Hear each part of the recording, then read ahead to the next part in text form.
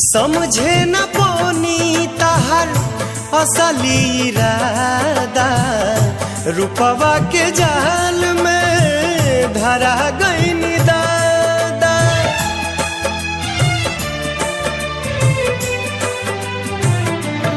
ओ समझे न पौनी तहर असली इरादा, रूपवा के जाल में धरा गईनी दादा। केहू के रोआवल बहुत बात नइखे, केहू के रोआवल बहुत बात नइखे, रोआ के हंसावल बहुत बात होला, सनहिया लगावल बहुत बात नइखे, नजरिया